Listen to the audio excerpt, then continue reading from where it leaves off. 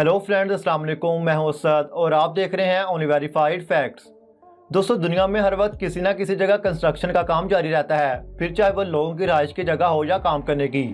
और फिर बाज़ दफ़े ऐसा भी हो जाता है कि लोग किसी बड़ी वजह से वो सब छोड़कर कहीं और जगह मूव हो जाते हैं, जिस वजह से वो बिल्डिंग वक्त गुजरने के साथ साथ अबैंडन प्लेसेस में शामिल हो जाती हैं। तो आज की इस वीडियो में हम आपको कुछ ऐसी कंस्ट्रक्शन दिखाने वाले हैं जो बनाई तो लोगों के लिए थी, लेकिन अब वहाँ पर कोई भी नहीं जाना पसंद करता, यानी कि अब वहाँ पर धूल में मौजूद यादों के सिवा कुछ भी मौजूद नहीं।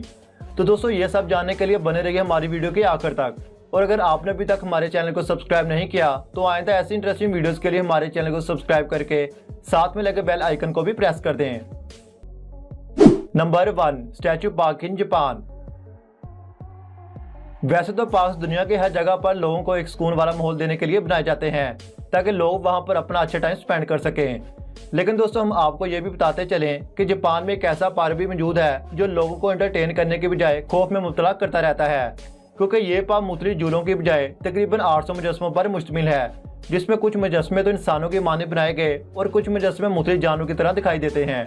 इन मुजस्मों को देखकर ऐसा ही महसूस होता है कि ये सारे के सारे मुजस्मे जिंदा लोग ही हों, क्योंकि इनको इस कदर महारत के साथ बनाया गया कि जो भी इस पार्क में जाता वो यही महसूस करता कि जैसे ये मुजस्मे उनकी तरफ देख रहे हों, जो वाकई में बहुत ही खौफनाक मनाजिर पेश करते हैं। इसके बारे में ये भी बताया जाता है कि ये सारे के सारे मुजस्मे 1989 में एक चाइनीज आर्टिस्ट जो पुतले बनाकर बिजनेस किया करता था, वो ये सारे के सारे पुतले बनाकर उन सभी को अच्छे दाम में फरोख्त करना चाहता था, जिसकी कीमत 54 मिलियन के करीब थी। लेकिन उस आर्टिस्ट की मौत ने इस जगह को अबैंडन प्लेसेस में कन्वर्ट कर दिया, जो अभी तक चाइना के अलावा बाहर से आए बहुत से टूरिस्ट का ध्यान अपनी तरफ खींचे हुए है। Number 2, Belgian car forest.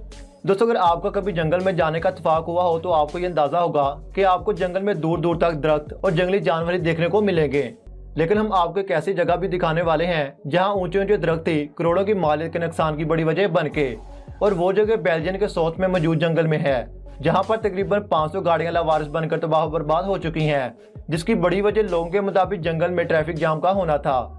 जी हाँ दोस्तों, इसके बारे में ये भी बताया जाता है कि वर्ल्ड वार 2 की जंग के दौरान अमेरिकन आर्मी जब इस जंगल से आगे की तरफ बढ़ती जा रही थी तो खतरा महसूस होने पर सारे फौजी अपनी सारी गाड़ियां जंगल में छोड़कर किसी महफूज शेल्टर तक पहुंच गए, क्योंकि इतनी सारी गाड़ियों के हमरा महफूज जगह पर फौरी पहुंचना एक नहायत मुश्किल काम था, जिस वजह से ये गाड़ियां वक्त गुजरने के साथ साथ लावारिस बन गई, जो आज भी बेल्जियम के जंगल में गल सड़ रही हैं। इसके बारे में ये भी मजीद बताया जाता है कि जंग के टाइम के बाद इन गाड़ियों को यहाँ से निकालने की कोशिश भी की गई, लेकिन इन गाड़ियों को अमेरिका तक पहुंचाने की लागत इन गाड़ियों की कीमत से भी ज्यादा थी, जिस वजह से ये सारी गाड़ियां अबैंडन होती चली गई।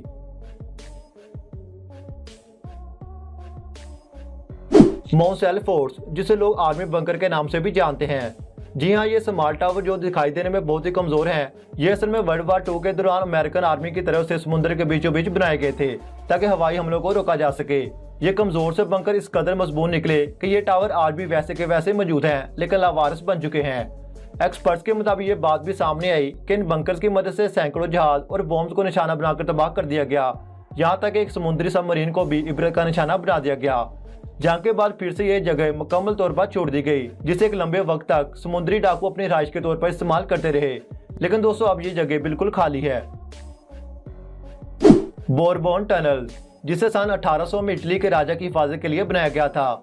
यह बड़ा सा टनल जिस मकसद के लिए बनाया गया, उसके अलावा भी टनल वर्ल्ड वार 2 के दौरान हॉस्पिटल के तौर पर भी इस्तेमाल में लाया गया, जहां पर जख्मी लोगों का इलाज किया जाता था।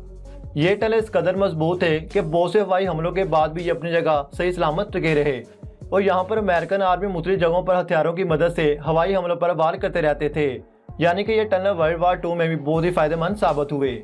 लेकिन वर्ल्ड वार 2 के बाद ये टनल सिर्फ और सिर्फ स्मगलिंग के लिए इस्तेमाल में लाए जाते थे, जिसमें बड़े बड़े स्मगलर स्मगल की गई चीज़ों को यहाँ पर रखा करते थे, जिसकी किसी को भी कानों खबर न थी। 2005 में इस टनल को खोला गया तो ये सारे के सारे राज खुलकर सामने आए। 2005 के बाद इस टनल को आम लोगों के लिए तफरीह की जगह के तौर पर मुकम्मल तौर पर खोल दिया गया, जो वाकई में बहुत ही स्ट्रेंज बात है। एल्डविच स्टेशन, जिसे 1960 में लंदन की जमीन के नीचे बनाया गया था, जो अपने टाइम का सबसे पहला अंडरग्राउंड स्टेशन था, जिसको बनाने का आइडिया सबसे पहले 1830 में पेश किया गया और फिर इसे मुकम्मल परमिशन के बाद 1860 में मुकम्मल कर दिया गया। जब पहली बार इस सबवे ट्रेन को चलाया गया तब 38,000 लोगों ने इस पर सफर किया।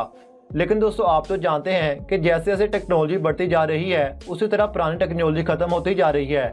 बिल्कुल ऐसा ही एलवी स्टेशन के साथ हुआ, जिसे इस वक्त सिर्फ और सिर्फ मुख्तलिफ फिल्मों की शूटिंग के लिए इस्तेमाल में लाया जाता है। क्योंकि दोस्तों जिस जगह पर स्टेशन तमीर किया गया वहाँ की आबादी बिल्कुल कम है, जिस वजह से ट्रेन की मेंटेनेंस की लागत बहुत ही ज़्यादा होती थी, जिस वजह से इसे मुकम्मल तौर पर बंद कर दिया गया। और इस वक्त 9 अंडरग्राउंड स्टेशन लंदन की ज़मीन के तले बनाए जा चुके हैं, जो जदीद सबवे ट्रेन को इस्तेमाल में लाते हुए लोगों को एक शहर से दूसरी जगह मुंतकिल कर रहे हैं। तो दोस्तों आज की वीडियो बस यही तक थी। उम्मीद है आज की वीडियो आपको पसंद आई होगी। वीडियो अच्छी लगे तो वीडियो को लाइक और ऐसे इंटरेस्टिंग वीडियोस के लिए हमारे चैनल को सब्सक्राइब करना मत भूलिएगा। तो दोस्तों मिलते हैं इससे अगली एक और इंटरेस्टिंग वीडियो के साथ, तब तक के लिए इजाज़त दें। अल्लाह हाफिज़।